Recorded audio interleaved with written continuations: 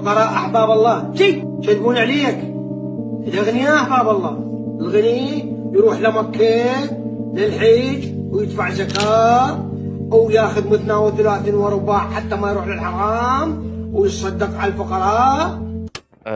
اللهم صل على سيدنا النبي. طيب تعالى افهمك على كام نقطة عشان تبقى انت فاهم وماشي ازاي والدنيا ماشية ازاي. النبي صلى الله عليه وسلم صلى عليه سكت ليه؟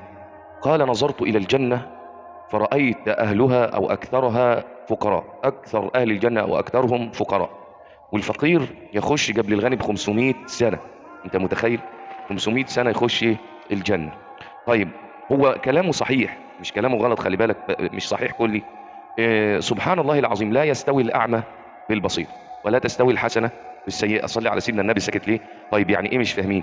يعني الغني فعلا ممكن يروح يحج، ممكن يتصدق، ممكن يعمل خير، ممكن يذبح لله، ممكن يكفل الأيتام، حاجات كتيرة جدا ترفع درجاته ويخش الجنة لو كانت بنية صادقة. منين؟ من القلب.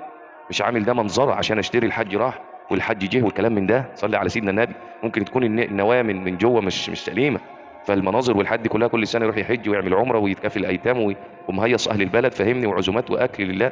لكن كل ده عشان يشتري إيه؟ اسم. فلان ده راح وفلان ده يجي في الآخرة يقول للقارئ اقرأ، قرأت في الدنيا ليقال عليك كذا، حجيت عشان ينقال عليك كذا. فاهمين؟ فالنية هنا محلها القلب، أهم حاجة النية. ربنا عز وجل ينظر إيه؟ إلى القلوب، ما ينظرش إلى الصور ولا الأموال والكلام ده، القلب. سبحان الله العظيم. تمام؟ لو كانت لله نية خالصة هو بيعمل الحاجات دي كلها فبترفع درجاته فعلا ويكون في الجنة. طيب الفقير مش معاه يعمل، او هو ماشي بيوم بيوم مسكين. الفقر وحش، كان النبي صلى الله عليه وسلم يستعيذ منه لانه وحش وموحش. فسبحان الله العظيم، لكن ما باليد حيلة، هو رزقه كده. ناس تكبش التراب يبقى ذهب، وناس تكبش الذهب يبقى تراب. صلي على سيدنا النبي.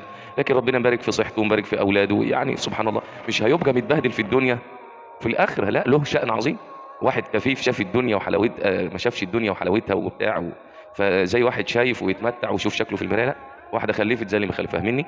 فده معاه مال كثير وبيرفع درجاته بالمال، يتصدق و الى اخره. لكن ده مش حيلته، مش معاه حاجه، صلي فرض وينام ويسعى ياكل يوم بيوم من فضل، فله اجر على ذلك ويكافئ على ذلك، لانه سبحان الله العظيم ربنا عز وجل حكم عدل، ليس بظلام للعبيد. حاشا لله، ربنا حرم الظلم على نفسه وعلى العباد ويكره الظلم.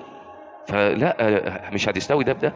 ليك اجر ان انت صبرت وان انت بتشتغل وان انت بتتعب يوم بيوم، غير واحد مرفه وعمال يصرف في فلوس ويفرتكها. فاهمين؟ فلا، دي مش هتستوي بدي. فاللهم اجعلنا من اهل الجنه يا رب العالمين.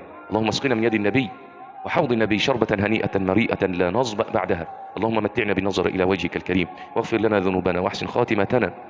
اللهم اجعلنا من اهل الجنه يا ارحم الراحمين. صلي على سيدنا النبي. شارك الفيديو لعل احد يستفيد ويخلي